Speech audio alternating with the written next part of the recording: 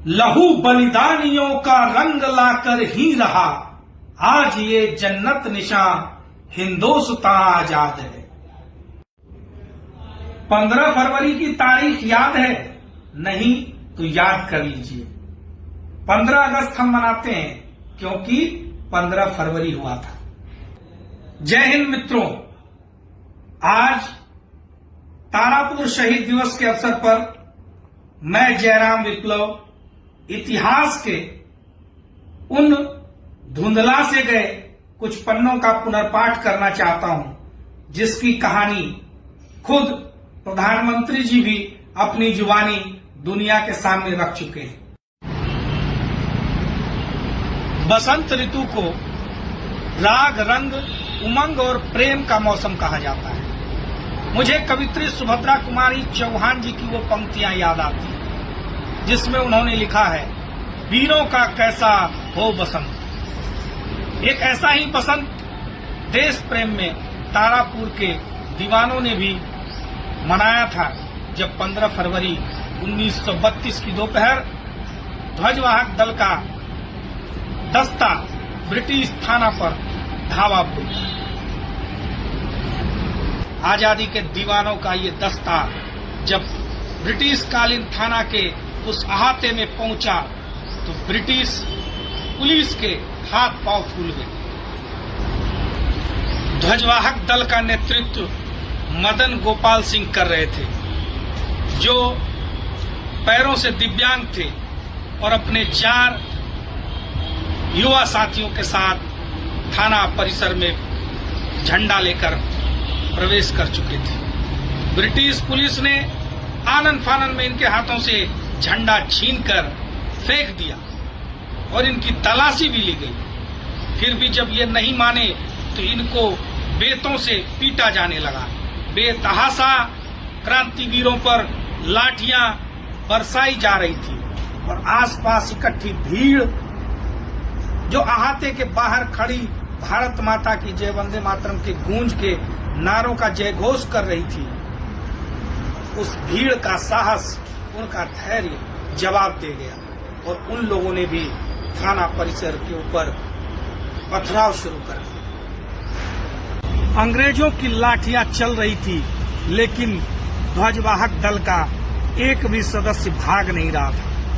वो पहले से सर पे कफन बांध कर निकले थे कि आज ब्रिटिश थाना पर राष्ट्रीय ध्वज लहराएंगे, चाहे जीते जी या मरते दम तक।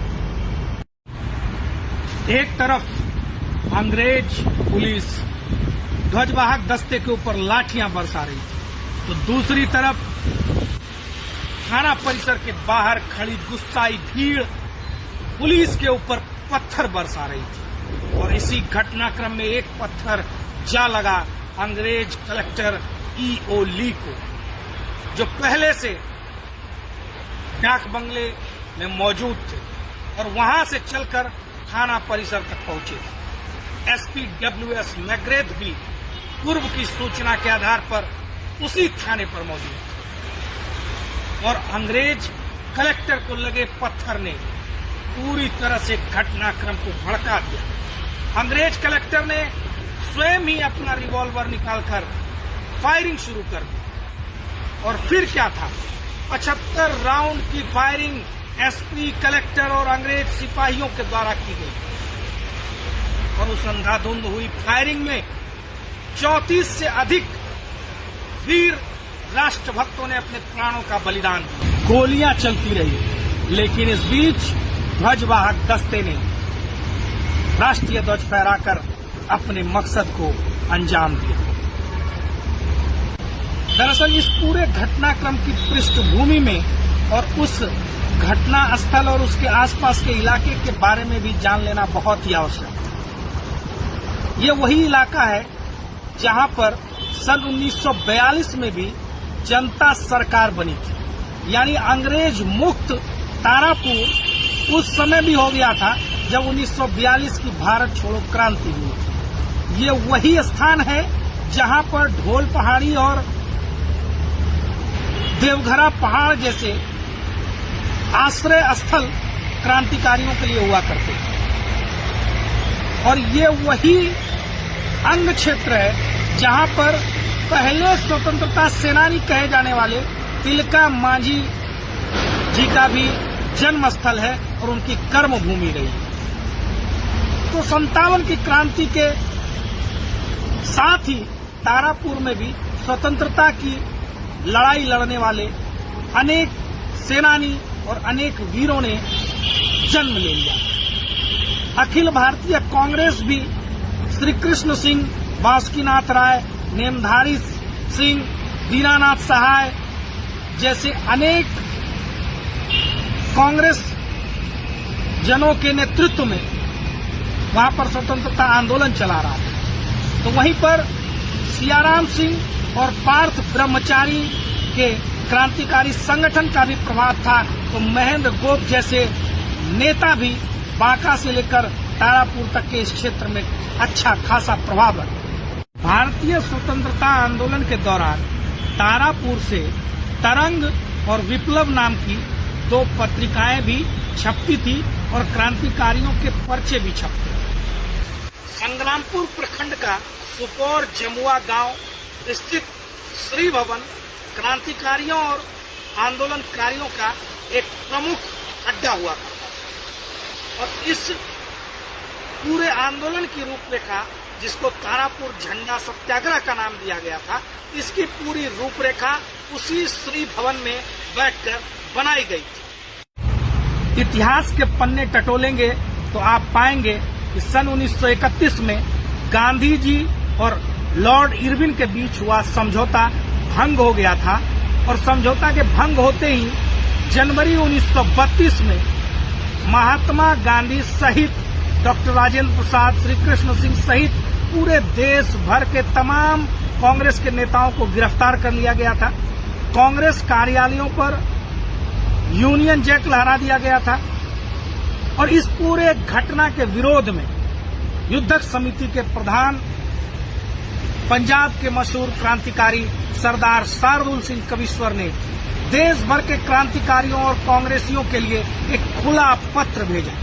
शार्दुल सिंह कविश्वर के उस आह्वान पत्र में यह साफ था कि आगामी 15 फरवरी के दिन सरकारी भवनों पर राष्ट्रीय ध्वज लहराया जाए और इसके लिए 5 युवाओं का एक दस्ता तैयार किया जाए और उसके सहयोग के लिए अन्य लोगों की एक टोली 200 से 300 मीटर की दूरी पर खड़े रहकर भारत माता की जय और वंदे मातरम का जयकारा लगाएगी और वो ध्वजवाहक दस्ता राष्ट्रीय ध्वज लहराकर ब्रिटिश सरकार को एक सांकेतिक चुनौती और भारत छोड़कर जाने का एक संदेश। श्री भवन में हुई गुप्त बैठक में सरदार शार्दुल सिंह कविश्वर के उस आह्वान को पूरा करने हेतु पूरी रणनीति बनाई गई, लेकिन दुर्भाग्यवश इस पूरे घटनाक्रम की जानकारी मुंगेर के अंग्रेज के अफसरों को भी लगी थी, इसलिए वो 2-3 दिन पहले से ही तारापुर के थाना भवन पर और डाक बंगला परिसर में कैंप कर रहे थे। उन्होंने पूरे इलाके के क्रांतिकारियों को चिन्हित कर पकड़ने का काम किया था, लेकिन उसके बावजूद इस पूरे ध्वजवाहक दल का नेतृत्व इतनी चालाकी और कुशलतापूर्वक ऐसे व्यक्ति को सौंपा गया था जिस पर किसी को शक न हो। पैरों से दिव्यांग मदन गोपाल सिंह के नेतृत्व में 5 युवाओं का जो दस्ता था वो बहुत ही कम उम्र का था। सारे के सारे लोग 12 से 14, 15, 16 साल के थे और एक दिव्यांग इसका नेतृत्व कर रहा होगा। ये अंग्रेजों को इसकी कल्पना भी नहीं थी और न ही अंग्रेजों के जानकारी में इन लोगों का नाम कहीं। ये लोग आसानी से बच गए और 15 फरवरी की दोपहर सभी लोग अपने अपने घरों से निकलकर तारापुर हाट में इकट्ठे हुए। मदन गोपाल सिंह के नेतृत्व में कार्तिक मंडल, त्रिपुरारी सिंह, परमानंद झा और महावीर सिंह ऐसे 4 अन्य युवाओं के साथ एक 5 सदस्यीय टोली बनी थी जिसने इस पूरे घटनाक्रम को अंजाम दिया। वीरों के इस बलिदानी घटनाक्रम में एक जो सबसे महत्वपूर्ण पहलू है वो आज के इस भारतवर्ष में और खास तौर से बिहार के लोगों के लिए एक बड़ा संदेश है। 34 शहीदों में से जिन 13 की पहचान हो पाई, उसमें सबसे पहला नाम है शहीद विश्वनाथ सिंह, दूसरा नाम है शहीद महिपाल सिंह, तीसरा नाम है चंडी महतो, असरफी मंडल, कैबी सिंह, सुकुल सोनार, संता पासी, शीतल चमार, झोटी झा, सिंहेश्वर राजहंस, बद्री मंडल और बसंत धानु। 34 में से 13 लोगों के नाम सुनकर आपको क्या लग रहा है?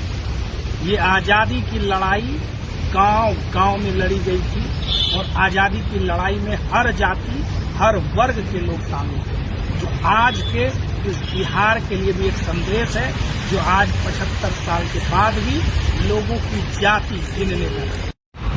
जालियांवाला बाग के बाद दूसरे सबसे बड़े नरसंहार तारापुर गोलीकांड के बारे में अंग्रेजी अखबारों ने लिखा था कि मॉब ने थाने पर अटैक किया और 8 से 10 लोग मारे गए। लेकिन उस समय के प्रत्यक्षदर्शियों के मुताबिक, कुछ जो बचे खुचे बुजुर्ग हैं उनके मुताबिक 60 से अधिक लोग मारे गए थे।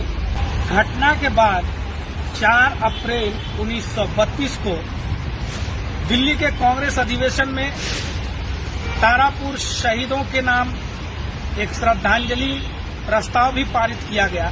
साथ ही पंडित नेहरू के द्वारा भी ये कहा गया था कि आने वाले समय में 15 फरवरी को हर वर्ष कांग्रेस तारापुर दिवस मनाएगी। लेकिन देश आजाद हुआ, सत्ता मिली और तारापुर के शहीद धीरे धीरे गुमनामी के रास्ते पर धकेल दिए गए। आज मैं धन्यवाद करना चाहता हूं भारत के यशस्वी प्रधानमंत्री आदरणीय श्री नरेंद्र मोदी जी का, जिन्होंने मेरे द्वारा प्रेषित तारापुर शहीद दिवस की कहानी को अपने मन की बात के जरिए पूरी दुनिया के सामने रखा और तारापुर के शहीदों का इतिहास पुनः चर्चा में आया और ऐसे अनगिनत स्वतंत्रता सेनानियों की कहानी, अनगिनत बलिदानों का प्रकाश में आना अपने आप में यह दर्शाता है कि भारत में आजादी की लड़ाई हर शहर में, हर गांव में, हर कस्बे में लड़ी गई थी और हर तबके के, हर जाति वर्ग के लोग भारत की इस आजादी की लड़ाई में कंधे से कंधा मिलाकर लड़े थे। आजादी कुछ लोगों की जागीर नहीं, आजादी सबकी थी और आजादी के इस आंदोलन में योगदान भी सबका था।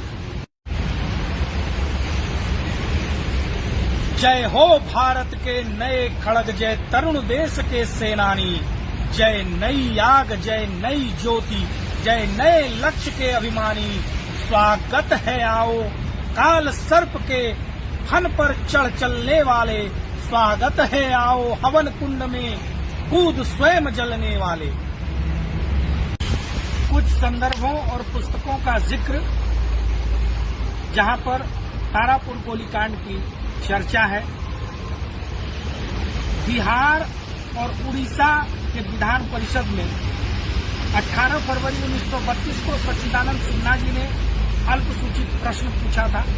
उसमें भी तारापुर गोलीकांड की विस्तृत चर्चा है। ब्रिटिश संसद में भारत के सचिव सर सैमुअल होर ने भी इस पूरी घटना की जानकारी दी थी। अप्रैल 1932 में अमृत रणछोड़ दास सेठ की अध्यक्षता में दिल्ली में जो अखिल भारतीय महाअधिवेशन हुआ था, उसमें भी तारापुर के शहीदों के प्रति श्रद्धांजलि और कृतज्ञता ज्ञापित की गई थी। बिहार लेजिस्लेटिव असेंबली के डिबेट्स का जो ऑफिशियल रिपोर्ट है, उसके भाग 1 के पेज 22, 23 और 24 में भी इसका जिक्र है। पीएन चोपड़ा की पुस्तक who is who of Indian martyrs volume 1 में भी तारापुर के शहीदों का जिक्र है। Munger a land of tradition and dream किताब के पृष्ठ संख्या 44 और 50 पर भी तारापुर के बलिदान का जिक्र मिलता है। कांग्रेस अधिवेशन पर संकलित किताब इंडियन कांग्रेस के पृष्ठ 147 में भी तारापुर शहीद दिवस की पूरी जानकारी मिलती है। और बिहार में स्वातंत्र आंदोलन का इतिहास काली किंकर दत्ता जी के द्वारा लिखित 2 भागों में है और इस दोनों भागों में तारापुर शहीद दिवस की जानकारी भाग 2 में सविनय अवज्ञा आंदोलन अध्याय में तारापुर गोलीकांड का प्रमुखता से वर्णन है। प्रथम राष्ट्रपति डॉक्टर राजेंद्र प्रसाद जी की आत्मकथा हो या क्रांतिकारी मनमथ नाथ गुप्त की आत्मकथा हो या भारतीय क्रांतिकारी आंदोलन का इतिहास पुस्तक हो, तारापुर के क्रांतिकारी इतिहास को दर्शाया गया है। इतिहासकार डीसी दिनकर की किताब में भी स्वतंत्रता संग्राम में अछूतों का योगदान के तहत भी तारापुर के शहीदों का जिक्र है। बिहार डिस्ट्रिक्ट गजेटियर मुंगेर के पृष्ठ 60 में भी घटना का महत्वपूर्ण उल्लेख मिलता है। ICHR द्वारा प्रकाशित dictionary of martyrs Indian freedom struggle 1857 to 1947 में तारापुर गोलीकांड के 13 ज्ञात शहीदों के नाम और उनके विवरण अंकित हैं। संत शरण की किताब बाबू जगजीवन राम और दलित आंदोलन में भी संता पासी और शीतल चमार का जिक्र है। इसके अलावा रामधारी सिंह दिनकर, राम वृक्ष बेनीपुरी, इतिहासविद डॉक्टर DN सिंह, पूर्व विधायक जयमंगल सिंह शास्त्री, स्वतंत्रता सेनानी रणवीर सिंह वीर, मेदिनी प्रसाद सिंह, चतुर्भुज सिंह भ्रमर और काली किंकर दत्ता जैसे अनेक इतिहासकारों और लेखकों ने तारापुर गोलीकांड के ऊपर अपनी लेखनी चलाई। इतने लंबे वर्षों के संघर्षों के बाद आज जब तारापुर शहीद दिवस अपने 91वें वर्ष में है, तब पहली बार राजकीय कार्यक्रम का आयोजन किया गया। यह संतोषजनक है लेकिन उत्साहवर्धक नहीं, क्योंकि अभी यह लड़ाई अधूरी है। शहीदों के यथोचित सम्मान की हमारी यह संघर्ष यात्रा आगे भी जारी रहेगी और इसमें आप सबका सहयोग चाहिए। तारापुर शहीदों की सबसे बड़ी जो निशानी है वो 1915 में बनी तारापुर का वह ब्रिटिश कालीन थाना भवन, जिस पर राष्ट्रीय ध्वज फहराने के लिए वीर सपूतों ने अपनी शहादत दी थी, वो भवन आज भी अपने जीर्ण शीर्ण अवस्था में वहां मौजूद है। हमारी सरकार से मांग है उस पूरे परिसर को जालियांवाला बाग और चौरी चौरा के तर्ज पर एक धरोहर के रूप में, एक स्मारक के रूप में विकसित किया जाए, ताकि देश और दुनिया के सैलानी जब इतिहास को टटोलने, इतिहास को महसूस करने उस स्थल पर जाएं, तो उस पुराने भवन को देखकर उनको ब्रिटिश काल की यादें जीवंत हों। तारापुर शहीदों के इतिहास को राष्ट्रीय स्तर पर स्कूली बच्चों के पाठ्यक्रम में स्थान मिले और जिस प्रकार से 15 अगस्त और 26 जनवरी मनाई जाती है, उसी तरह 15 फरवरी को भी पूरे देश भर में एक राष्ट्रीय पर्व के तरह तारापुर शहीद दिवस को मनाना चाहिए। तारापुर के वीरों के इस रक्त रंजित इतिहास को, रक्त रंजित अतीत को और क्रांति की इस गाथा को पूरी दुनिया आज सम्मान और गौरव के साथ देख रही है, जो हम लोगों के लिए बहुत ही फख्र की बात है, गर्व की बात है। तारापुर शहीदों को सब नमन, तारापुर के 34 वीर बलिदानियों को नमन, उन 5 ध्वजवाहक युवा क्रांतिकारियों को नमन और भारत की उस भूमि को नमन जिन्होंने राष्ट्र प्रेम पर अपने प्राणों को न्यौछावर करने वाले इन वीरों को जन्म दिया।